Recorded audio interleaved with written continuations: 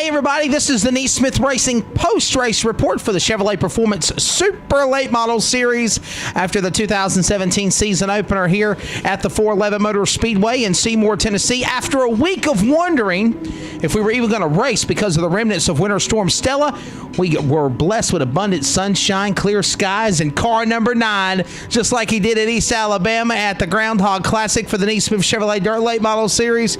You stomped the field here in a wild 525 season opener for the Chevrolet Performance Super Late Model Tour. Driver of the car, number 9, straight out of Loudon, Tennessee, Loudon Lightning, Corey Hedgecock. We meet again. Yeah, it was awesome. We put this thing together, last couple months and everything with Stanley at Transport One and Valley Transport. Him and Andy. We drug this thing out of the closet. We had an 08 rocket car a long time ago, and it was my second car, and it was a good car. Just everything came, a lot farther since then. But learned a lot these past couple months, we think. And towards the end of last year on the setup and just kind of shock packages and, bump stops and, just all that fun stuff. And put all that deal on this 08 car, and it really paid off. We was a little lost in hot laps. I mean, we was really lost. But we threw everything we had at it for qualifying, and it paid off. There you go. And of course, I knew that you were going to, you were thinking about running, or you were going to run Cochran at the race for Neesmith last weekend. Of course, that race was won by Mike Peger Jr. on Friday, and of course Kyle Bronson, the world champion, won that race 5,000 show last Saturday.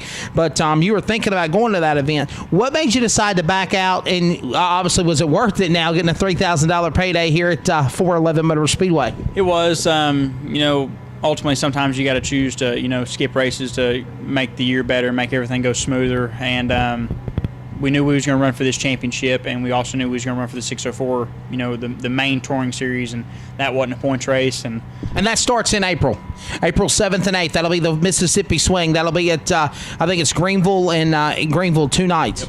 Yeah, Greenville's definitely a fun racetrack.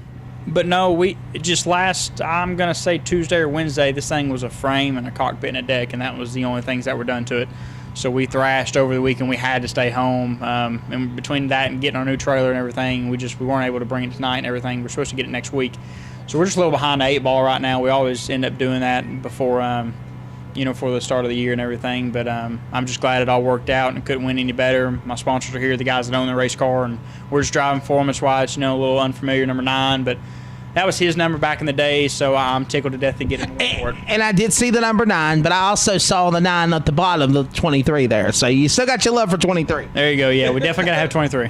Absolutely. So talk about in closing, the race was wild. I mean, it was kind of interesting the first couple of races. The first half of the race is what I meant. There was cautions, there was wrecks. Go and check out the video cast on Facebook Live done by yours truly's video camera on the phone of all things. You guys were just beating and banging as hard as you could, and you stayed out there. Lap traffic was all in the way. At one point, Suitcase Jake Knowles was after you.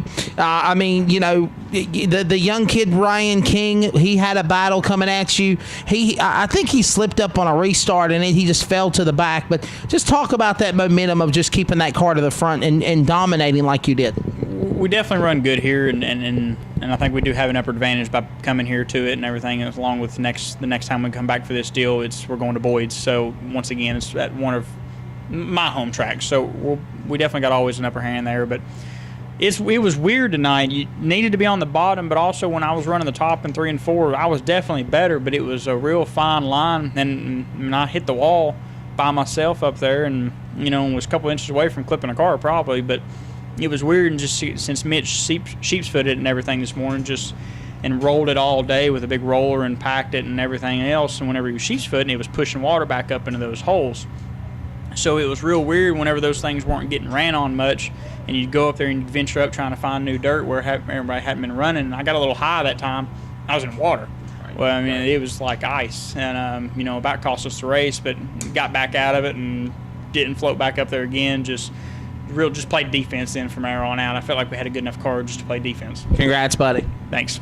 Awesome job. The driver of the car, number 9, or the 23 on the Neesmith Chevrolet Dirt Late Model Series, comes out of the season opener event winner Thaw 3000 for the Chevrolet Performance Super Late Model Series. On top here at 411 Motor Speedway, they called him Loudon Light in Loudon, Tennessee's Corey Hedgecock, the big winner here at 411 Motor Speedway. Of course, we'll talk to the rest of our top 3 here in just a moment as we wrap up our post-race coverage from Wild Race here in Tennessee. We'll be back soon.